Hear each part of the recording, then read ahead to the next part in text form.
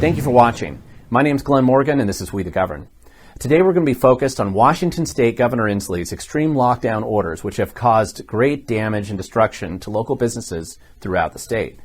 We're interviewing Rod Samuelson, who is the owner of Spiffy's restaurant located in Lewis County, which has been in the news a lot lately because they've openly defied Inslee's lockdown orders.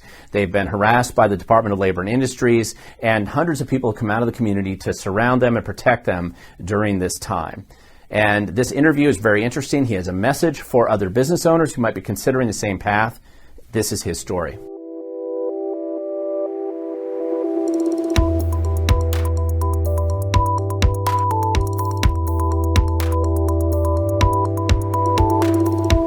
I'm Rod Samuelson, and my wife and I are the principal stockholders of Spiffy Inc. And we've been here for going on 50 years, January 1st.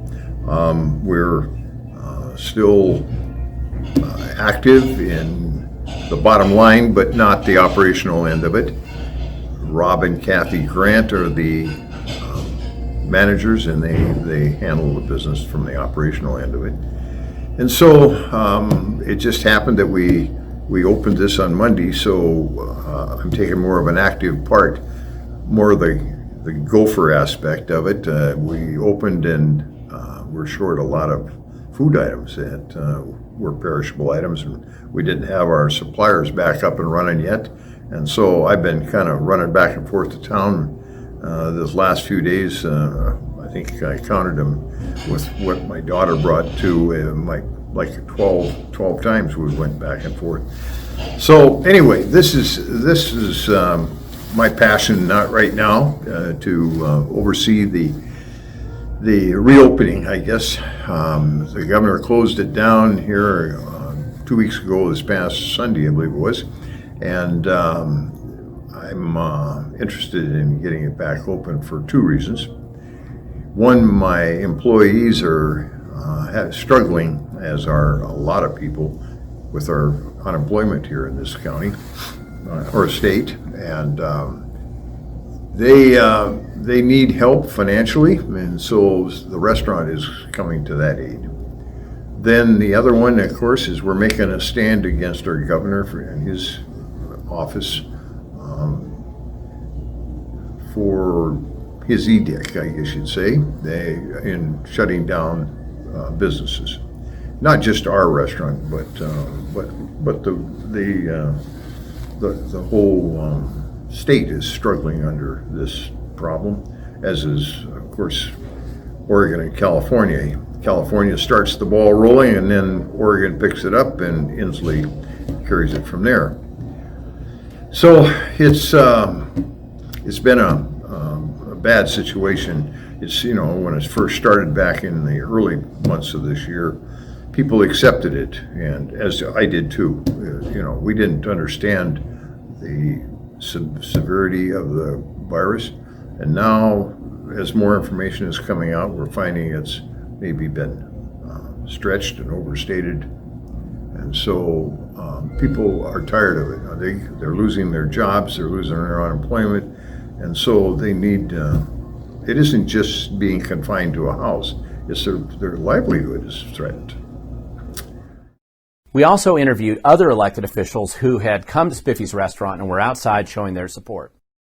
Hi, I'm Mayor Brandon Swanson with the City of Winlock, and I'm here at Spiffy's. I'm here to support a small family-owned business that's been family-owned and ran for 50 years. And small businesses are hurting right now because of the policies in this state. And we're asking folks to come out here, support these guys. They need the help, and we're with them. I enjoy small businesses. I enjoy walking in and having the people there know my name, know my families, and the kind of service I get there.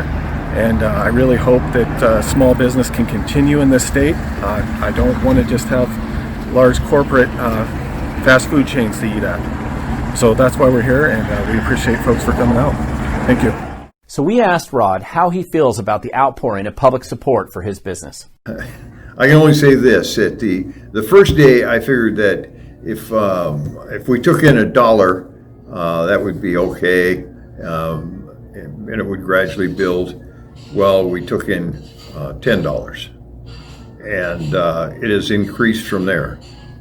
And so it's just been nuts. It's been crazy. And it's been joy too. The love in the place has been just unreal. The people, you don't find happy or unhappy people. They're all, really blessed, and that somebody is opened up and they got a place to go and they got somebody to rally behind to protest on this thing. And because a lot of these people are out of work, and so they're coming here as kind of to vent their frustrations, and they're doing so. Now, some things happened yesterday that are not us. There was some people that came that, and I fully support their being here, because they're saying, in a sense, the same thing I'm saying. It's just that they expressed it in a way that I didn't totally agree with. There was some isolated incidents. There must have been 50, 75 people out there at times, and there was a couple of them that violated their own codes, I'm sure. And so that was an exception to the rule. There was a lot of cars, maybe at the heights up to 15, sitting on Highway 12, and because there was no room in our parking lot. We were just completely packed out. Where we're sitting right now was full, and through it all, we've tried to still maintain the proper spacing, using every other table. And as you can see in this room, there are only 6 or so tables, and they're well laid out, or spaced out. So, and we have, from day one, we have tried to play or do things properly, I guess you'd say. I immediately went out and bought and purchased a large amount of sanitation products, and so they've been sanitizing tables, menus, even pencils. We have 2 jars of pencils at the counter up there, one that's used and one that's been wiped down. And everything that we do with the help, have masks on and stuff like that. Sure, we get called into the health department or something once in a while, but these are people that are probably protesting against us politically more than actually saying that we're unsafe. And so, and I understand that. I mean, that's good. I think we need a 2-party system, and I'm fully supportive of that. So I welcome opposition, but I do not. It's just like the governor's office. I fully support our governor's position, or his at least his office. I don't support his position, and I don't respect him as necessarily what he's doing, but I respect the office. And as any political office, I can say that about down to the lowest level of those in authority. And so, anyway, that's a little bit of my history and what we're about. We're trying to get, in recapping it, we're trying to have some income for our employees, and we're trying to make a stance against what the governor has done here to his people. We also interviewed some of the people who are here just to support the restaurant, to support the business owner, and this is what they have to say. If you could just introduce yourself for our listeners here today. Sure, my name is Kelly Stewart. I'm with People's Rights Washington, and we're just a network that comes together and supports people when rights are violated.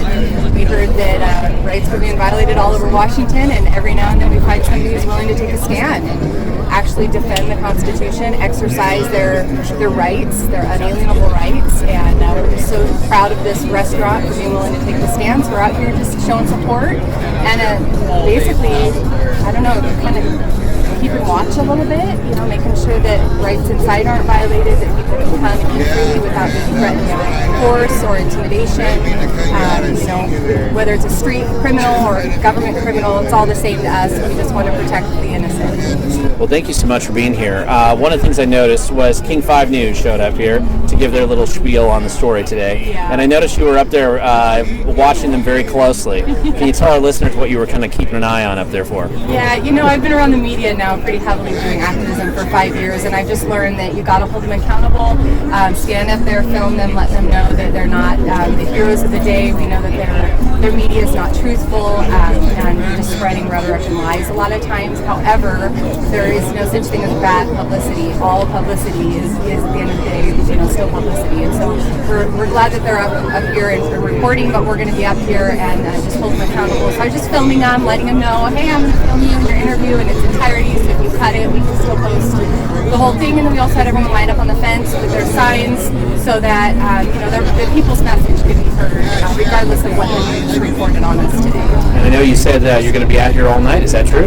Absolutely, we'll be up here. My last camp out that we did in 18 was 40 days long, and we did it at 110-degree temperatures up in a prison where a bunch of conservative prisoners were being abused. And so our group's pretty hardy. This is great. This is a great place to take a stand. We've got heat, we've got food, and we've got a lot of God-fearing, proud Americans to stand with. So we'll be out here as long as we need to make sure that their rights are not going to be infringed upon. All right, well, great. Thank you so much for being here today. So with that, this is just another day at Spiffy's restaurant in Lewis County under Governor Inslee's lockdown world. So we asked Rod, what advice do you have for other business owners who might be considering resisting Inslee's extreme lockdown orders? Sure. I get calls. I've had probably up to double digits now of hotel or restaurants and other businesses that are talking about reopening. And they want to know what to do, and our answer is very simple: unlock the door, and then stand back, because it's going to be something you're not going to expect. Thank you for watching. I hope you enjoyed the story. If you like what you see here, please go to wethegovern.com to learn more. If you like what you've seen in this video, please don't forget to subscribe and to like and to share with others. It's the only way we can get the word out. And I really appreciate the fact that people are sharing these stories all over the state and elsewhere. And remember, the future does belong to those who show up.